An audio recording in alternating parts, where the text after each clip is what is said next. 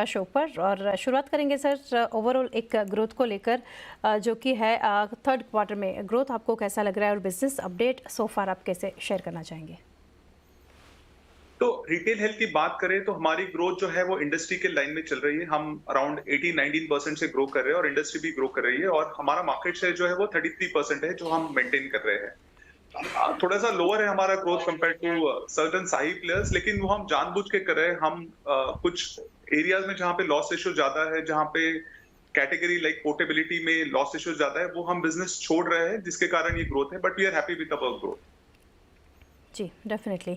Next sir जानेंगे non agency channels के contribution को लेकर, जो कि है 32% of fresh business in H1, और साथ ही for end of financial year 24 कैसे देख रहे हैं और आगे टारगेट शेयर कितना रहेगा and of financial year 25?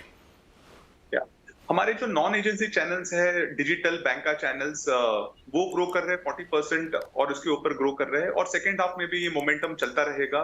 Bank actions में हमने कुछ नए पार्टनर्स ऐड किए हैं, like AU small finance bank, standard chartered bank, bank of Maharashtra, जिनका बिजनेस अब आना शुरू होगा।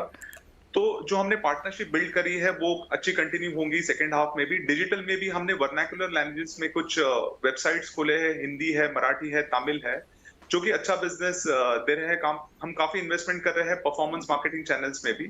तो डिजिटल एंड बैंक का will continue to grow strongly in H2 as well. Agency also अच्छा कर रही है। हमने, जैसे कि मैंने कहा था कि हमने कुछ बिजनेसेस लिखना बंद किया है, उसके कारण थोड़ी सी ग्रोथ कम है, बट मोमेंटम काफी अच्छा है। जी सर, आपने डिजिटल और बैंक इंश्योरेंस कंट्रीब्यूशन के ऊपर बात की, अगर आप ब्रेकअप शेयर कर सके कि कैसे देख रहे हैं आप? सो डिजिटल और बैंक का जो स्टॉक है हमारा, उसमें करीब 11-12% का कंट्रीब्यूशन है। एजेंसी का करीब 82% का कंट्रीब्यूशन है। अगर बैंक का स्पेसिफिकली देखो तो 4 to 5% कंट्रीब्यूशन है और डिजिटल का बैलेंस 8% का कंट्रीब्यूशन है। ओके, आगे बात करते हैं नीरज सर, जो कि है अहमदाबाद को लेकर एक डिस्प्यूट विद हॉस्पिटल जो एक चल रहा था, तो रिजॉल्व होता देख रहे हैं या फिर इसके ऊपर अभी भी कंसर्न है, आप क्या कहेंगे? नहीं नहीं, ये बिल्कुल रिजॉल्व हो गया है। सितंबर एंड अक्टूबर अर्ली में ही ये रिजॉल्व हो गया है। हमने काफी उनके साथ बातचीत करी थी, जो भी इश्यूज थे वो रिजॉल्व हो गए हैं। हमने ये फैसला किया कि जब भी हम कोई हॉस्पिटल को डीएम पैनल करेंगे तो हम एसोसिएशन को इंटीमेट करेंगे। तो ये रिजॉल्व हो चुका है और थिंग्स आर एज यूजुअल। जी, तो एक काफ़ी अच्छी डिटेल जो है और बात आपने शेयर की है।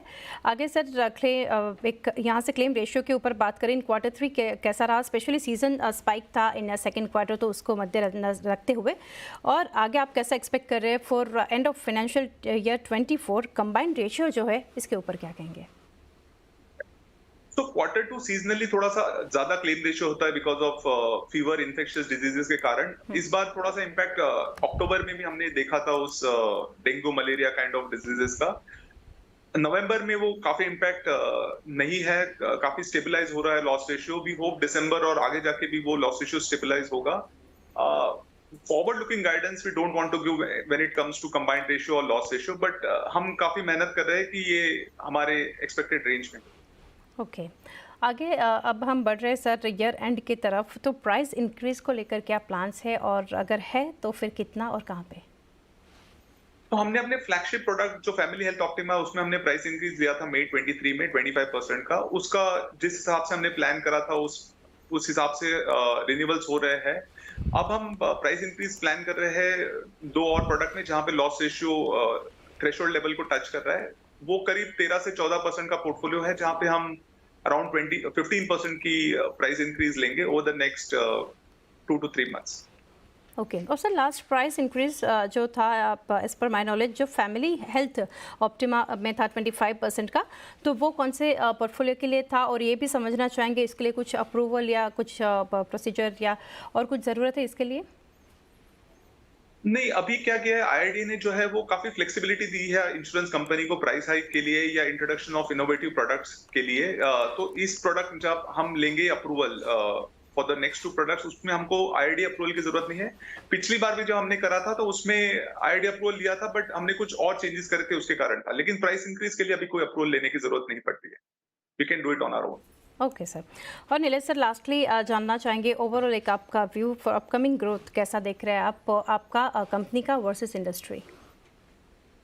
कि क्या है कि रिटेल हेल्थ इंश्योरेंस में काफी स्कोप है। सिर्फ 6 करोड़ लोग हैं जो रिटेल हेल्थ इंश्योरेंस में कवर्ड है। करीब 40 करोड़ लोग हैं जो जिनको करंटली अफोर्डेबल नहीं है प्राइवेट हेल्थ इंश्योरेंस, और वो गवर्नमेंट स्कीम के अंदर भी नहीं आते। तो हमने देखा है कि जैसे इनकम लेवल्स बढ़ रही है, there are lot of scope for growth in this industry, और काफी बड़ा टारगेट मार्केट है। तो we expect industry will grow at around 15 to 18% over a decade, 5 से 10 साल में, और हमारी भी ग्रोथ 20% के अप 3 से 5 साल तक होती रहेगी। काफी अच्छा सेगमेंट है ये ग्रोथ पॉइंट ऑफ व्यू से। जी, तो डेफिनेटली सर, बेस्ट विशेस उसके लिए। और नीलेश सर, काफ़ी डिटेल्स भी आपने हमारे साथ शेयर की, थैंक यू आज हमारे साथ जुड़ने के लिए।